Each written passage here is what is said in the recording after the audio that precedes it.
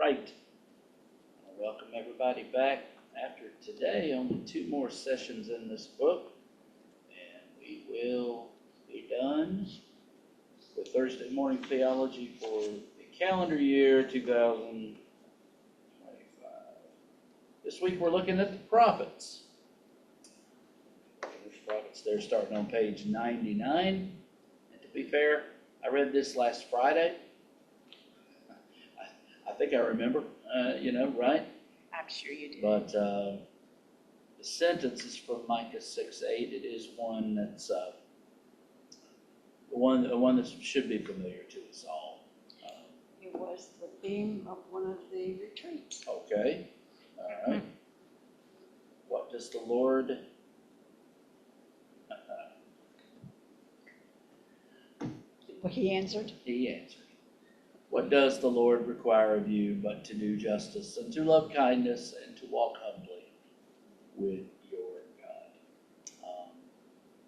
And starting there, he just goes through, is that all? I mean, you think about the law and all the laws, and yes. Exodus, Leviticus, and Deuteronomy are indeed rather thick books. More than 600 specific laws. And then you boil it down to justice, kindness, and that word can be translated mercy or faithfulness, which it just differs in the translations. And humility. And it was Micah who got the word from God himself. He has shown you, O mortal or O man. Right? So if you look over at the top of 100, this isn't the first time we've got such a radical summarizing, right? Deuteronomy presents Moses doing the same thing. He gets it down to 5. What does the Lord your God ask of you but to fear the Lord, walk in obedience to him, to love him, to serve the Lord your God with all your heart, with all your soul, and to observe the Lord's commands and decrees. All right. Fear, walk, love, serve, observe. That's it. And then Jesus gets it down to 2 by taking Deuteronomy 6:5 and Leviticus 19:18 and putting them together, saying, love the Lord your God and love your neighbor as yourself. The 10 words, or what we call the 10 commandments of the Decalogue, it's there. Love God, love your neighbor as yourself. Right? The Old Testament's awfully big for it to be summarized down into that. That's indeed what Jesus has done, and here in Micah, God himself has done. And I love the next to last, the last full paragraph on page 100. About 4 lines down, there's italicized words here. It's a matter of fundamental commitment to God himself. It's expressed through love and humble submission and vertical relationship and acting with justice and compassion in human affairs horizontally. So that's the essence of the covenant relationship between God and Israel, and it is the job of the prophets, and yes, a thankless job most of the time. Anyone that's read prophets knows that they were always in trouble. Always in trouble. The last of the Old Testament prophets was John the Baptist, and we know what happened to him. Always in trouble. So we talk about who, at the top of the next page in 101, who were they? What was their job? When did they live? And does our choice of sentence represent a fair summary of their message? And I'm not going to take the time to go through this, but Carol, you want to just anything there, starting with speaking for God, which is what prophets do. We talked a little bit about this last night with Habakkuk. It's all good, but I didn't highlight anything until the second paragraph down. Okay. The second sentence, there are 3 large books, Isaiah, Jeremiah, and Ezekiel, and then the so-called book of the 12. Those 12 are sometimes referred to as minor prophets, the ones from Hosea to Malachi. The word minor only means that their books are short, not that they themselves are minor or unimportant in the work they did for God in their own day. Some of them are very significant indeed. Right. Yeah, we just do that to distinguish them. It's not a Jewish designation. That's more of a Christian designation of them. There's nothing minor about what's in any of these prophets. But if you want to go back up just a little bit to the paragraph before that, we do have Moses, who's a prophet. We have Miriam. We have Samuel, Nathan, Elijah, Elisha, and many others. And they don't have books. And some of them, bless our hearts, are women. Miriam and Deborah, and we were reading about Huldah, the prophetess, I believe, Carol. We were reading from her after Josiah finds the book of the law in the temple. But yeah, so there were prophets that we didn't get any written communications from, right? But there are, again, 15 books in our Bibles. And then, yeah, Daniel is not considered, because he's right there. Isaiah, Jeremiah, Lamentations, Ezekiel, Daniel. Well, wait a minute, Daniel is thought of more as a writing because he's lumped in with the writings because there's more than prophecy there. There's narrative and other things like that. So, okay. So yeah, that last paragraph on page 101, first sentence, prophets are men and women who speak out for God. They usually say, this is what the Lord says, or thus saith the Lord, that. So they're speaking for God to the people. Today, at the top of the next page, we use it to refer to people who foretell the future. Mostly, not always, but mostly. Don't ask me to predict what is going to happen. But the biblical prophets do not spend all their time predicting the future. Basically, what they do is they speak God's word directly to the people around them, their own generation. So they're trying to exact change in their day, most of the time. They're trying to get people to change right there, boots on the ground, right there, right then. There is foretelling, of course, in the prophets, but the majority of their job is to get the people to listen to them. So I think that's one of the things that we have to think about. I liked this sentence. Well, sometimes, of course, they do speak about the future, whether it's a warning or an encouragement. But when they do that, it is usually in order to make people think and act differently in the present. Yeah, right. In other words, repent and change, or have faith in God and obey, right? Yeah. And so, yeah, there's a little bit of both of that. It depends on which prophet you're reading too. All right? But we got to get the message. How do they get the message across? Weird ways, a lot of the time. Weird ways. Persuasive tactics, right?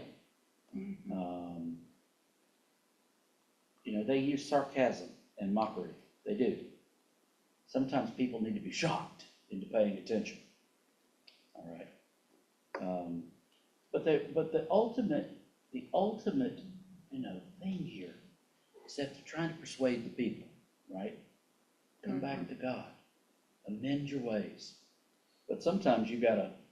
Now, I don't think you should do it every Sunday, or if because the preacher does inhabit an element of proclamation or prophetic thing, but it's not every Sunday that the congregation needs to be yelled into coming back to God, coming back to God. After a while, it just kind of, there he goes again, or there she goes again, But you have to vary your style. You have to vary your tactics. But you want to be persuasive, right? And so that's one of the things that they do.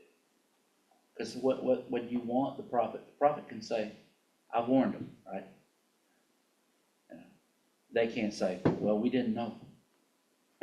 We didn't know. Yeah, you've read the prophets. Believe me, they know, and we know today, right? So that's the first one. The second one is poetic vividness. There's a lot of poetry. This is where, like Leviticus, and for different reasons, where the last half of Exodus and Leviticus and Deuteronomy, the poetry, it's just chapter after chapter after chapter of poetic vividness. Just over and over. You can't read Revelation without understanding you're reading a lot of poetry in Revelation, prophetic poetry. Anybody here like to read poetry? I do. Thank you, Lynette. Yeah. You do? I like poetry. You have a favorite poet you like to read? Mine's Robert Frost. Yes. Yeah, I would For probably say for that a as man well. born north of the Manson-Nixon line, he's not bad, you know? Yeah, I like Robert Frost myself. Yeah, Linnell, you have a favorite poet? I like Frost, but Robert Louis Stevenson. Oh, yes. Oh, yeah. Yes, Oh, yeah. yeah. I've got a book of poetry like this. Every once in a while, I sit down Yeah. and read Yeah. different poets.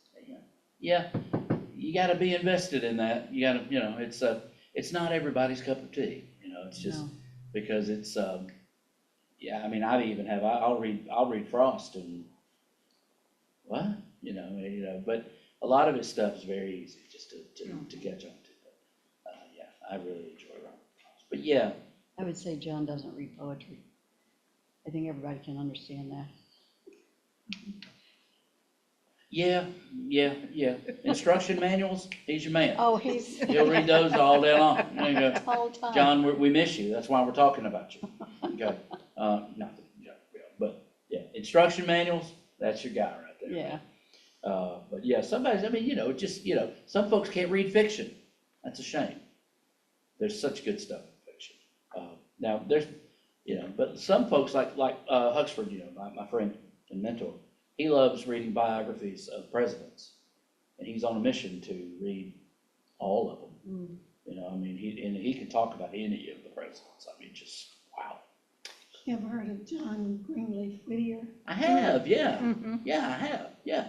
We had to memorize one of his poems when I was in seventh grade. Okay. Yeah, oh yeah, love that stuff right there. I even like me a little bit of Shakespeare. Mm. I've read some.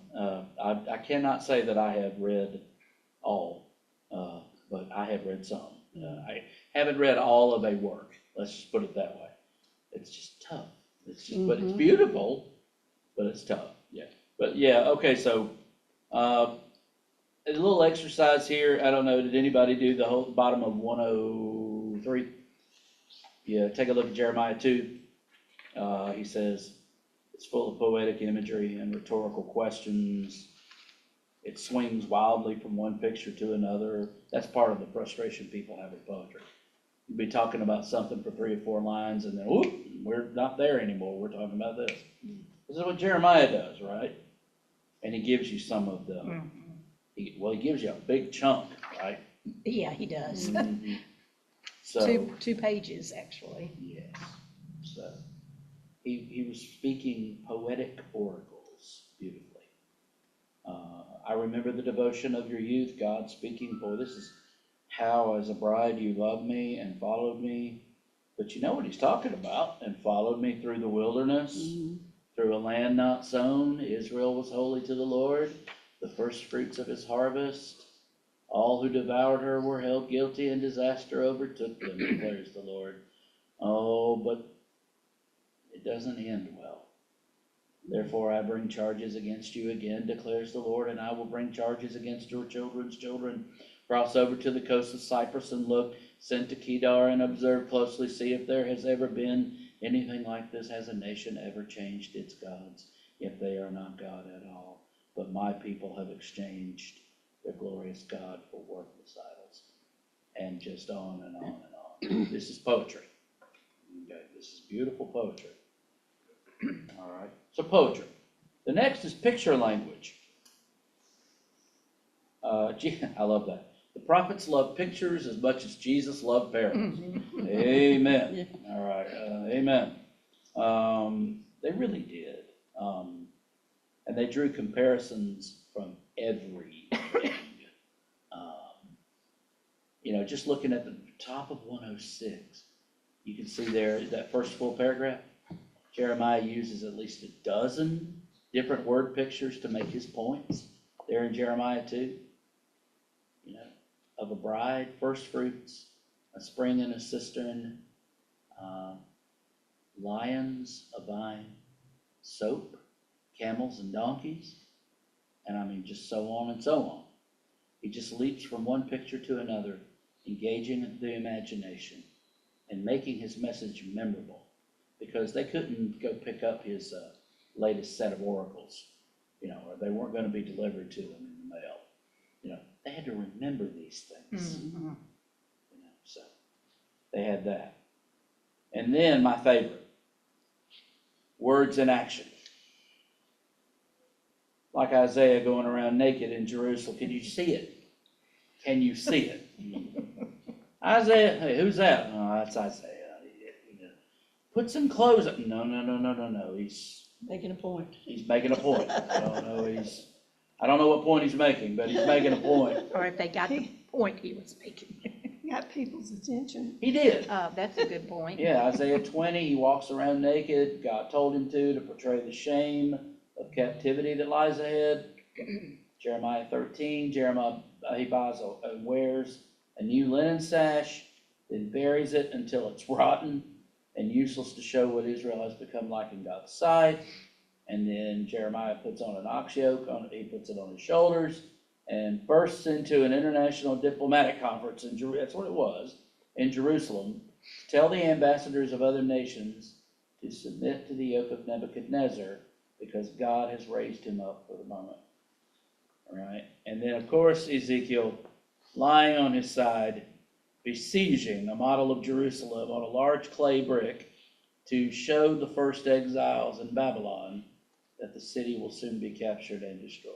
That's just a sample of the actions that God called the prophets to do. Is it safe to say that the prophets were probably weird?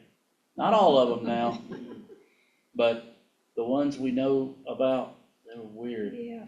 Maybe not Moses, okay? Maybe not his sister Miriam, but maybe not Samuel. But these guys later during the exilic period, they're pretty weird, I have to admit. But who were they? And then I appreciate the background he gives us here. This is very, very helpful in grouping them in the 9th century. Now we're BC. So the 9th century BC is the 800s, okay? The 800s BC. And that's when Elijah and Elisha are roaming around. And we know their story. You can read about it in 1st and 2nd Kings. Elijah and Elisha, thunderous prophets. Anything here that caught anybody's eye? He does say it's a confusing period. Yeah. Yeah, after Solomon, things immediately, well, actually, during Solomon's reign, everything starts to go downhill. And it was the very next generation, Rehoboam and Jeroboam, where the kingdom was ripped. And it was another prophet, not named here, but it was another prophet who walked up to Rehoboam. Or was it Jeroboam? It was Jeroboam.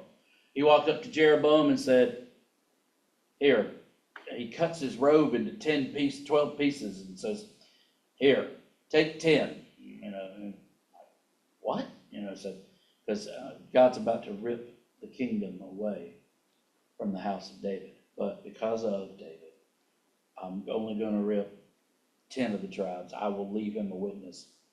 He calls it a lamp in Jerusalem. So, and I believe that probably was Ahijah who did that.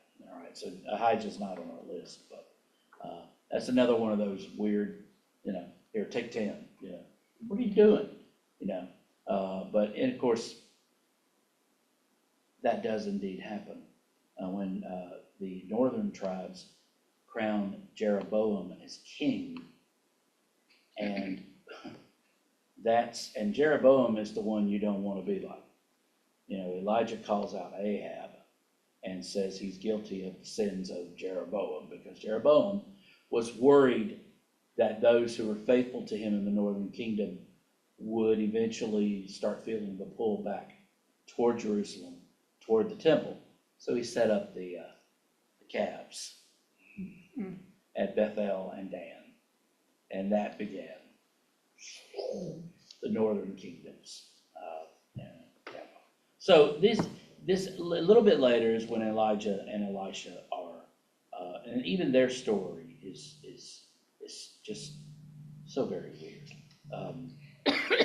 Confronting the kings. Elisha, we're going to hear from him in the sermon this Sunday. He's working miracles for a Syrian war man. So those are the 9th century. Now the 8th century are ones that we're a bit more, because I think what happens in our Bibles is we tend to look at, okay, well, Isaiah came first and Jeremiah came second, but that's not true. And I think it's just because they're in the order that they're in, But Amos and Hosea were prophesying in the north, and at the same time, Isaiah and Micah are prophesying in the south. And everything's going along pretty good, right? But it won't be that way for very long. These prophets are seeing a very different picture underneath. Society is rotten. People are suffering, and God is angry. And that leads us to Amos, okay? And he he begins by condemning all the surrounding foreign nations. This is a good tactic. They're bad, they're bad, they're bad, they're bad, they're bad, they're bad. You're getting amens from the congregation. They're bad, they're bad, they're bad, they're bad, they're bad. But you, that's what are worse. Right? He says he fiercely denounces the social injustices that he sees in the midst of the wealth of some. He defends the exploited poor and calls them the righteous. What he means is those with right on their side. They're not right just because they're poor. They're right because they're being taken advantage of. They're being left out. Let's see what we got here. This was he calls the wealthy, luxury-loving class, especially in Samaria, he calls them the wicked. It was surprising because people thought then, as many still do now, that to be very rich means you're very blessed by God, no matter how you got your riches. At the same time, Amos claims that the religious rituals that are so popular at the shrines of Bethel and Gilgal are not only not pleasing in the sight of God, but actually stink in God's nostrils. Wow. And then Amos is the first in a long line of prophets to have his words remembered and written down in a book bearing his name. And you have to ask, okay, well then why did they write them down? Probably because they came true. Yeah, you'd want to remember that. You really, really would. All right. I know I'm just covering ground that you have already tilled here. But anything else on Hosea or Isaiah? Because those are the last, or Micah. Don't forget Micah. Anything else catch your eye there in that section?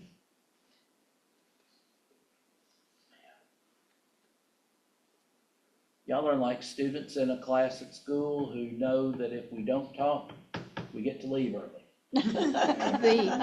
The last full. Which that is true. That is true. Go ahead. The last full paragraph on 110, Hosea shows us something of God's character that many people wrongly think is missing in the Old Testament. His loving tenderness, his desire to forgive, and his longing for an intimate relationship with his people. Yeah. I thought when it said that many people think that's missing, and that kind of. Oh, Hosea. Gosh, we talked about him last night. Yeah, go ahead. I was just wondering, the things that some of these prophets did, Yeah. You wonder how many people actually saw it and understood that's what he was doing, like Hosea marrying the prostitute. You know, how many would understand that the prostitute is representative of Jerusalem? Yeah, I can understand them standing in the temple and prophesying or preaching and Yes, sir. stuff like that, and people hearing it. yes, sir. But like Isaiah walking around naked, how many gonna understand that the reason he's walking around naked is representative No, of that's a good something? I'm question. sure he says so Yeah, and right, tells people, but, I mean, you can how imagine. many people is he actually reaching? Yeah, because I would be running, I'd be going in the other I direction was from gonna a, say, from how a many naked people man thought he walking was down the crazy street. and I'm just going the wanted other way. to just flee I mean, distance, I yeah. mean, you Yeah. know, Not Not be near bad. it's a him. good point, yeah. It is interesting. But their words then, once these things happened, and once they came true, Mhm. that was when these things started to become written down. Ponder on it, Yeah. a little bit more to understand. When the prophetic books were being composed. But yeah, it is really strange, especially in the instance of Hosea. But you know how people talk. Can you believe Hosea? You know, so forth and so on. He married and then she cheated on him. What could this mean? And then all of a sudden they hear him speak, and then some of them, a remnant, if you will start going, oh, okay. He's talking about that's us. what's going on. But not many, because clearly it didn't work. Clearly, by 722, the northern kingdom was no more. So, It's like you see sidewalk preachers, yes, sir. how many people you ever see stop and listen? And this is true. Yeah, this is true. Yeah.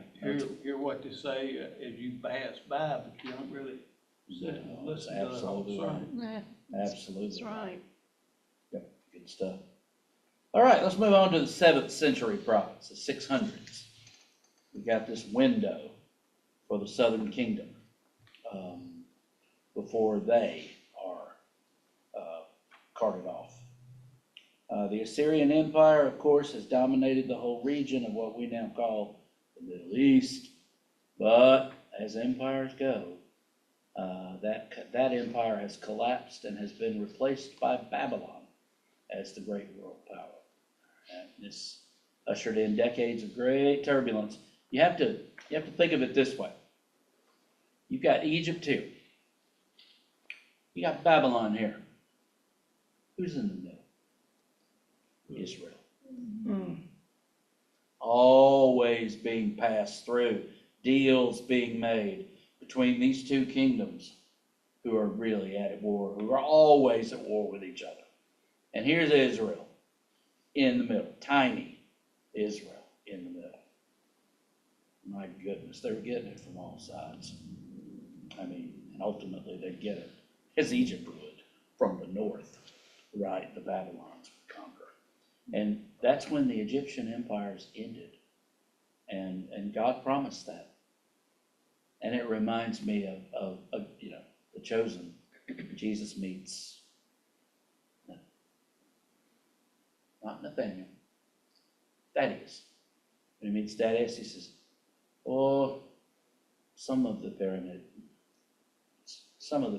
will still be around.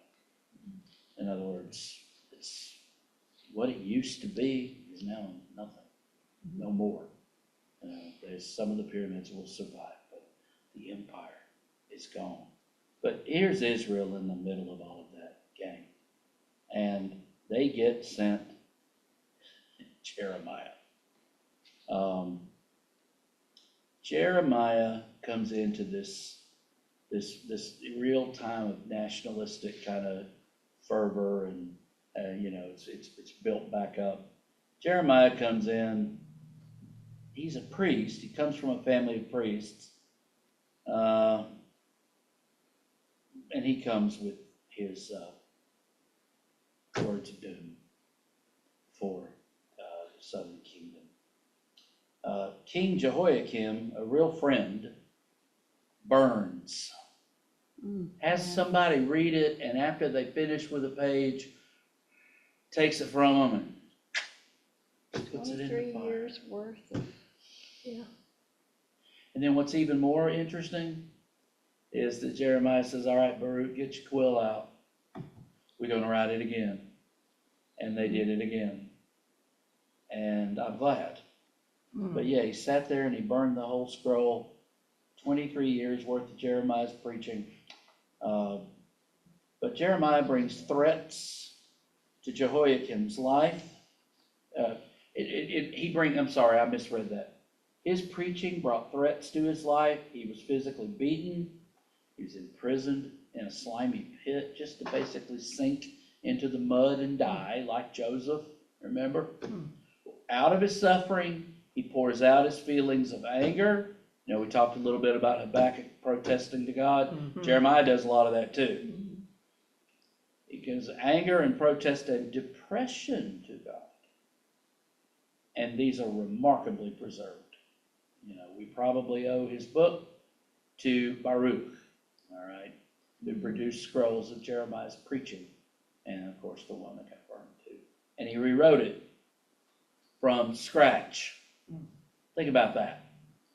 Yeah, it's hard to They had imagine. better memories than I do. They made And different use of their memories. 23 years of it, Yeah, they had different use of their memories back then than we do Oh, now. yeah, We don't have to. yeah, yeah. They had But to they had remember to. all this stuff. yeah. You know. Well, we used to do that too. We Yeah, used to we did. remember people's phone numbers and Oh, yeah. addresses and everything Oh, without yeah. even thinking Carol, about it. what's your phone number? 678-773-2285. What's mine? I do not know. There you go. But she knows how to call me. I I can do. tell you what my phone number was when I was a little girl, MU16508.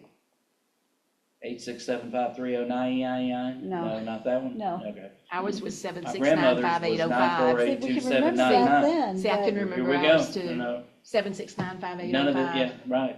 Well, maybe we could have written the scroll. You know. Go ahead, Ed, you wanted to say That would've been something? very I was just different. gonna say, it's like people today who who memorize the whole Bible, Yeah, could sit down and rewrite yeah, it. Just they like- do.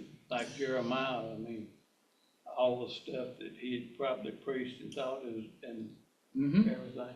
Well, people like with photographic memories, yeah. which, you know, there are people even today that have those type of memories. They Well, can, look at Brian Durant. Brian can remember Oh, yeah. dates and times and Yes. It's Yeah. amazing. months and, yeah. James asked him So, last yeah. week, we were doing, it said, Brian, when did we, or Jim did, Jim said, Brian, when did we sing this? It was 6 Yeah. years ago or something like that. He gave the date without Yeah. even That's clicking. right.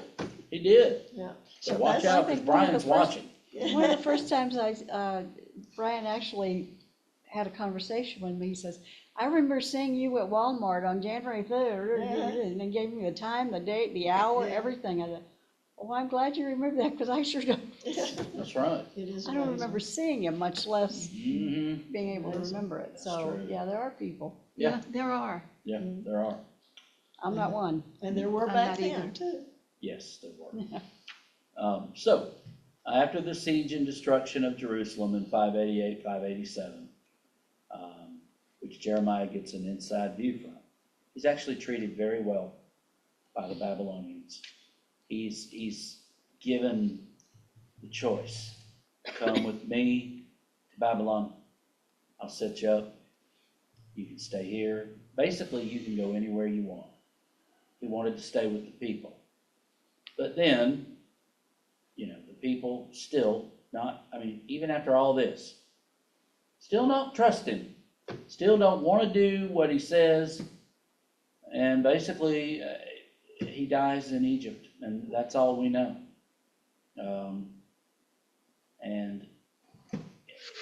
But thank goodness his words live on. And in the Dead Sea Scrolls, there's a lot of old scrolls of Jeremiah. But there were a couple of others. During he was preaching, you had Habakkuk and Zephaniah as well, who were preaching. Now, let's put a bow on this. The wider message of the prophets. Yahweh, the God of Israel, is in sovereign control of world history. I believe that's still true today. Mhm. It's confusing, hard to parse out, but he is. While having said that, I think we need to be careful giving God credit for some things that we think he's doing, and he very much may not be behind. Yeah. So I just think that's just being very, very careful. Yeah, I do too. God demands justice, top of 114. And politics matter to God. And all I will say about that is simply this, that the historical and prophetic books are full of politics, economic policies, military strategies, judicial processes, public speaking, infrastructure projects, taxation, diplomacy, international relationships, and so on. And all of this comes under God's gaze. I'm not talking about a separation of church and state or anything like that. God is very much interested in our politics, how the people govern themselves in this world. All right. Okay. Outward religion without ethical transformation is abominable to God. Amen. Abominable. Well, I go to church every Sunday. Yeah, but if we're living like rapscallions the rest of the week and not caring about people, it's an abomination. God has strong words for that, right? But let's go to page 115. Yeah, but it had to be shocking. I like what he says here at the bottom of 114. It had to be shocking when Amos and Isaiah tell the people that Yahweh hates and despises their worship and is fed up and sickened by the very sacrifices they think he wants. That must have been shocking. What? But it wasn't followed up with changed lives, with ethical transformation on our part. If it's not followed up with that, it's he doesn't want it. It stinks. Now, as we close out this chapter, we go back to the covenant, right? That is what the prophets are calling Israel back to. Remember. Remember. Remember. There's a history, right? There's a history here. Go back and remember all that God has done. And there's a commitment. It's a mutual commitment. But here's what's wonderful about it. God will keep covenant even when we don't. Right? Well, there'll be consequences for not keeping covenant. But God will ultimately keep his covenant. I'm going to throw them out of the land, but I'm going to bring them back. You know? And then there are sanctions. There are promises and there are warnings. That's back in Deuteronomy. He sets the people up on two sides of a mountain, Moses does, and says, okay, this is the blessing side and this is the curse side. Now, he wasn't saying that those people were blessed and those were cursed, but as an example. All right, if you follow blessing and listen to the blessings, blah, blah, blah, blah, blah, blah, blah, blah, blah, blah. However, over here, if you don't, the curses. And God says, I will bring judgment. And you'll be no different than the rest of the nations under God's judgment. That's tough. Someone asked me the other day, do I think what's going on in Israel right now has anything to do with that? No. Just something different. Something different. It's horrible. It's horrible. How you look at it. It's horrible. All right. With all of this in mind, okay, the prophets essentially remind Israel, again, they remind Israel of their history. God did so much for them in their past, but now they're behaving in a way. You can raise them well. You can love them, treat them well, and you do that with the chance that they'll just go from you. And Israel did. They just said, you know what? We want a king like the other nations. Solomon married into some families and brought other gods along. And it was just, oh, it's a cliff. Just as quickly as they had ascended, Israel. Came back down. They were gone within David and Solomon's lives. They were gone. So that's first one. They remind Israel of their commitments. Don't forget, right? And then they remind Israel of God's threats and promises. But the last paragraph gets the last word. But the prophets can see beyond that disaster.